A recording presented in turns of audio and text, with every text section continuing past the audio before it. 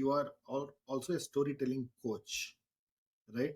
So when people come to you, how does one, what do you do to equip people with this storytelling skill? So can you talk to me about how long do we need to do it? What are the processes that you follow? How do you go about it? No, absolutely. Thanks, Swami. So, sorry.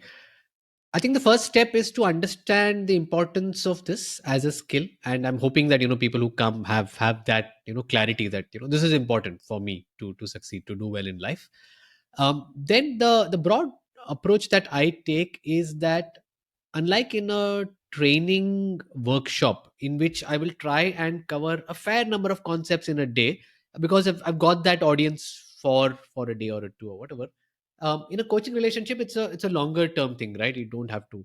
So in a coaching relationship, we might start with, of course, understanding the person. Who do they present to? Who are their core audiences? Um, uh, what are their key expectations? That audience's key expectations.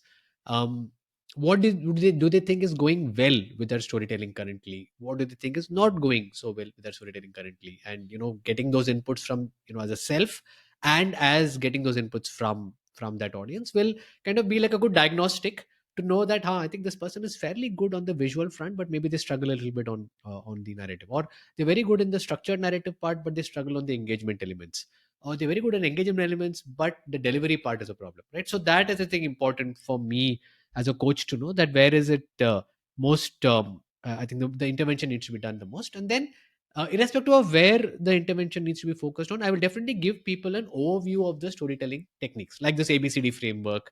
That these are the broad elements that are there, and so that they know it's like a map, right? And then we can tell you, okay, now we are going into this region, now we're going to this region. Then we will have multiple sessions, right? And in each session, ideally, I try and connect that session with a real life event.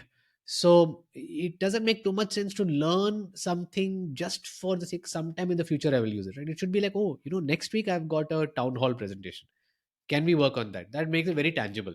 So then, Mm. okay, so you've got a town hall presentation next week. Okay, so okay, let's talk about the audience. This is the audience. Okay, what are their objectives? Okay, this is objective. Okay, what is it that you want to tell?